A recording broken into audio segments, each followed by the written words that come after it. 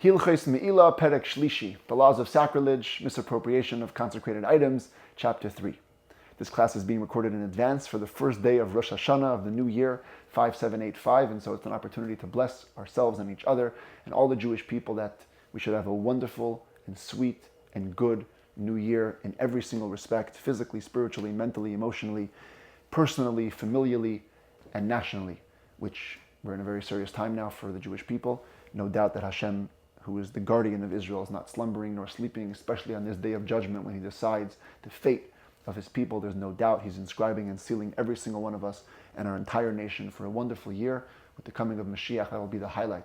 If Hashem brings Mashiach and the redemption and brings us all out of this bitter exile to the coming of the time of the Geula, of redemption, of world peace, of when we can go back to fulfilling our true purpose, fulfilling all the Torah and mitzvahs in its proper, ideal, intended way in the Beis HaMikdash, in Eretz Yisrael, which we're learning about today, laws related to sacrifices, to holy things that are going to apply once again when Mashiach comes. So may it be. V'meherav yameinu. Amen. To the topic at hand. Me'ila, sacrilege, means that while an animal is in its holy state, we cannot have benefit from it for personal needs. The question is, what happens if a sacrifice dies or becomes disqualified in some other way? Now, is it still holy to this degree? Can you have benefit? Can you not? And as we're going to see, there are many different laws related to this. And that's going to basically take us through the majority of the chapter. At the end of the chapter, we'll also discuss accessories to animals or to birds. Do they become holy as well? You have milk from a cow, you have eggs from a chicken.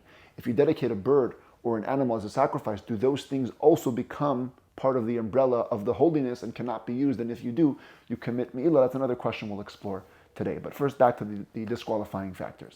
It says that Rambam halacha aleph kachem mizbeach shemesu. If you have an animal that was meant to be offered on the altar and it dies, yatsu midei me'ilah dvar Torah. Biblically, says the Rambam, it now leaves the status of me'ilah. Me'ilah no longer applies to it. You can literally have benefit. It's lost its holiness. Avol me'elin behen midivrei soifrim. But the rabbi said, since it basically died in a state of holiness, so better that you shouldn't have benefit from it, and so much so that if you do, you're committing me'ilah rabbinically. This is one of the examples of what the Rambam said in chapter 1. There are certain things where there's no me'ilah biblically, but there is me'ilah rabbinically. This is one of them. A sacrifice which died. So too, if a sacrifice becomes disqualified. In any way that a sacrifice can become disqualified, which we've already explained all the ways. We had 19 chapters, 2 sets of laws ago. It was called Hilchos Psulei HaMukdashim, literally, the laws of disqualified sacrifices. All the possible ways the sacrifice can get messed up. If that happens, while biblically me'ilah no longer applies, rabbinically me'ilah is still in force. It's forbidden to derive any benefit from these disqualified sacrifices. But says the Rambam, but when is that? If they became disqualified at the outset, there never was a moment where the meat was permitted to be consumed by the Kohanim. But if we're talking about one of those holy level sacrifices that are eaten, not a oila is totally burnt, but let's say a chatas, a sin offering, or an asham, a guilt offering, one of those highest level, kachim, hane'echolim, they are eaten. If they had shas heter, a moment where they were permitted, sacrificial procedure was done properly, the meat was ready to go, and then they later on became disqualified and hence forbidden to eat, since for a moment they were permitted, that part, or that element of the sacrifice which is fit for eating, there is no me'ilah applying to it, as we explained yesterday. Ketzad, what's an example of these types of disqualifying factors? Disqualified from the outset, disqualified later. So first the Rambam begins with Kadshei Kadashim Shenifsalu Kaidem Shiagia Hadam Lamizbeach Kil Chasan. You have high-level sacrifices that became disqualified before the blood even had a chance to reach the Mizbeach properly. What's a scenario like that? You slaughter them in the south. Every high-level sacrifice needs to be slaughtered in the north, in this little square over here. You slaughter them in the south side, disqualified. Even if you received the blood in the north, too bad. Or you slaughtered it properly in the north, but you received the blood in the south. Or you slaughtered the animal by day, and then the sun set, you sprinkle the blood by night. Or you slaughtered it while it was still night, in the morning before dawn, and sprinkled the blood once it became day, which is also disqualified. Or the service was performed with the wrong thoughts, an improper time thought, an improper place thought. Afal Pisha Zraku Ksherim, or somebody disqualified for service, was the one who received the blood, even if a Kohen who was kosher for service ended up sprinkling the blood. Or where a Kohen that was disqualified for service sprinkled the blood, even though it was a kosher Kohen who received the blood. Or all the meat and all the blood left the temple premises before the blood was sprinkled. Or the blood was stayed overnight before it was sprinkled. In all of these scenarios, this is a case where they've been disqualified at the outset. There was no chance even to get the blood to the Mizbeach properly. Rabbinically speaking, Me'ilah will apply to these entities now forever. They never had a moment of permissibility. But if the blood reached the altar properly like its mitzvah is, and then the meat stayed overnight, or the innards, the fats that are offered on the mizbeach stayed overnight. The meat or the innards became ritually impure. Or the meat or the innards left the temple premises. Or only part of the meat went out before the sprinkling of the blood and part of it stayed inside. And in all these scenarios and similar ones, and since there was a moment in time when it was permissible, so the me'ilah goes away. And the rest of the meat doesn't have me'ilah applying to it. As we just explained, there was a moment where it was permitted to be eaten after the blood reached the mizbeach properly. All the problematic stuff happened afterwards. So that doesn't affect the me'ilah status. Me'ilah is off the table. Halacha beis kiblu apsulinas hadam uzrakuhu. Let's use one of the scenarios we mentioned before, where it was a disqualified Kohen who received the blood. And also, he went ahead and sprinkled the blood. In which case, by the way, as we saw in the laws of disqualified sacrifices, what's supposed to happen? A kosher Kohen is supposed to run and see if there's still some lifeblood coming out of the animal. If there is, he catches that lifeblood and does the sprinkling, and that's okay. So, with regard to me'ilah as well, if a disqualified Kohen received and sprinkled the blood, and then kosher Kohanim for service went ahead, received the rest of the lifeblood and sprinkled it, and that's a good sprinkling of the blood. It brings down the level of me'ilah. There's no more me'ilah on the meat. The reason that you have to say that is because usually if a disqualified Kohen takes part in the service, he basically cancels whatever else remains. You sprinkled problematic blood, you would think the rest of the blood just becomes useless. Says the Rambam, no. The fact that a disqualified Kohen sprinkled some of the blood doesn't make the rest of the blood just remnants or remainders. It can still actually be used as a mitzvah. So if a kosher Kohen cashes in, jumps in, and does it properly, it's all good. Chutz min hatameh, except for one type of disqualification, a ritually impure Kohen. Since an impure Kohen could serve in the temple at certain times, in the case where the community needs it, his deed with the blood is considered an effective deed. It converts the rest of the blood into remnants, and now no kosher Kohen can come and later fix up what this person messed up. And in that case, the me'ilah would actually stay. The prohibition of me'ilah would actually stay in force. Halacha Gimel, Ketzad, what's an example of this practically? Kibel hatamei v'zarak, if a ritually impure Kohen receives the blood and sprinkles it, afal pisha chazara kosher, the kibel shardam nefesh uzrakai, even if a kosher Kohen jumps in and receives the rest of the lifeblood and sprinkles it, this is a scenario where the meat never had a moment where it was permitted, and therefore me'ilah applies to all of them rabbinically. Because once the ritually impure Kohen sprinkled part of the blood, the new blood being sprinkled by the regular Kohen is considered remnants. Sprinkling remnants doesn't help to remedy the rest of the stuff. Rabbi says the Rambam we've already explained yesterday that there's a difference between kachim kachim and kachim kalim. Higher level sacrifices, lower level sacrifices. As we saw, I'll just bring up the chart here again for a second. Higher level sacrifices are always considered forbidden till the sprinkling of the blood, at which part of it becomes permitted. Kachim kalim, it's the opposite.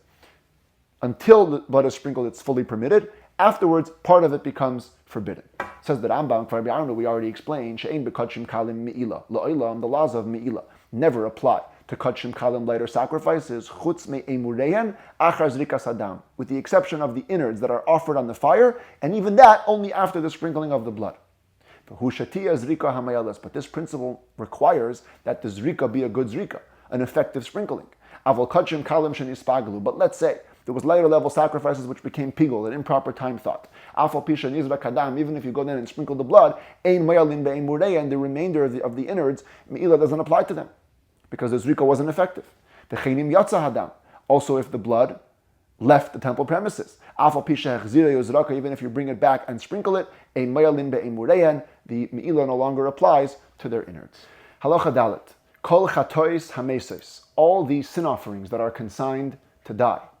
We saw in the laws of Psulei HaMukdashin that there are 4 scenarios, generally speaking, where there could be a sin offering that has to be left literally to die. You starve it to death.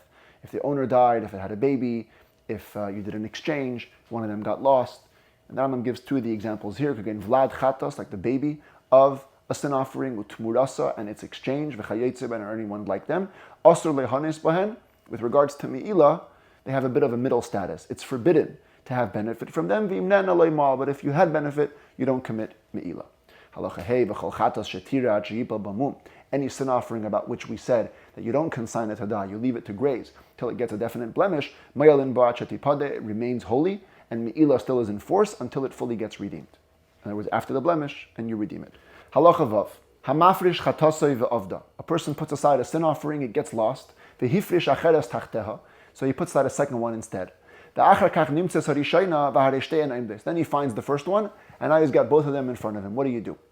In the laws of disqualified sacrifices, if you remember in chapter 4, the Rambam said that if the owner goes on his own, uses one of them for atonement, the other one needs to be left to die. If he comes to the rabbis and asks them what to do, the rabbis are going to tell them that the first one should be offered, and the second one should be left to graze till it gets a blemish, then it has to be redeemed. Either way, the second one cannot be eaten. The Rambam also said over there that if the person goes ahead and slaughters them both at the same time, he can choose whichever one he wants to become the one for the atonement and sprinkle its blood. Using all that information, let's see how that applies here with the laws of Me'ilah. When it comes to Me'ilah, it's the sprinkling of the blood which brings down the severity of the prohibition. At the point of sprinkling of the blood is when it becomes permitted. So let's consider the following scenario.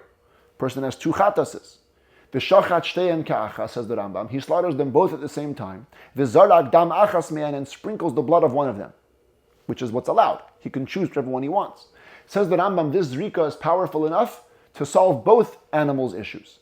Ein mayalin leibifsar zu shenizrak dama v'leibifsar chaverta. The laws of Me'ilah no longer apply, both to the animal whose blood was just sprinkled and to the meat of the other animal. Even though it cannot be eaten, the second one. It's going to die, or supposed to die, or left to graze. But since in this scenario, since the halacha is that if he slaughters them both, he can sprinkle from whichever one he wants, so they're both, in some way, still considered holy. So the zrika of either one solves the Me'ilah issue of both of them. But if he slaughters one after the other, since the moment he slaughters the first one, the second one is meant to die, the sprinkling of the blood will not help for the other one, even if it was after the zrika already, because the second animal never had a moment where it was permitted, even potentially, to have its meat become permitted.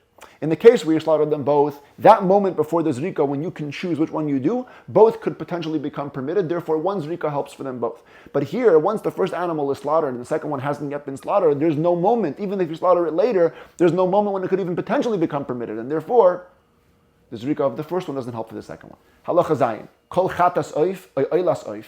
All bird sin offerings or bird burnt offerings, shenifsala b'shinui asiyasa, which became disqualified because of a change you made in the sacrificial procedure or a change you made in the place where you offered it. Remember those long, confusing bird chapters from the other set of laws? The burnt offerings and the sin offerings of birds are performed differently. In one case, you sever the head from the body. In one case, you don't. In one case, you sprinkle its blood. In one case, you squeeze its blood. There's different ways. So if you change the way and thereby you disqualified it, or the place. Remember, the chatas bird needs to be offered on the bottom, the oila bird needs to be offered on the top half, and you made a change. Moyalin ba, the Me'ilah laws are still in force. Because you didn't do it properly, so the Me'ilah never leaves. Chutz me'oila sa'oif, shenim lak lemata, kim likas chatas l'shem chatas, with one exception. You have a bird offering that was put aside to be an oila, a burnt offering. Instead, it was melikad, it was slaughtered at the bottom, like a chatas was done, and you had in mind that you're doing it for a chatas. Which in this scenario, even though it doesn't count for the owners, they have to bring a new one. At this point, Me'ilah goes away. Since you changed its name, and you changed its place, and you changed its actions and the way you did it was for a chatos, which at this point loses its me'ilah status, so the fact that it was originally an oila, all the change affects it. It becomes like a chatas fully, and me'ilah no longer applies. Halacha ches mincha shenispagla. You have a carbon mincha, a flour offering that became pigul because of an improper time thought. Or it was disqualified because of an improper place thought. Or the two breads of Shavuos, the show bread, became pigul through an improper time thought, or puzzle because of an improper place thought. This is another example of no time of permissibility. Me'ilah still applies. They never had a moment of being permitted.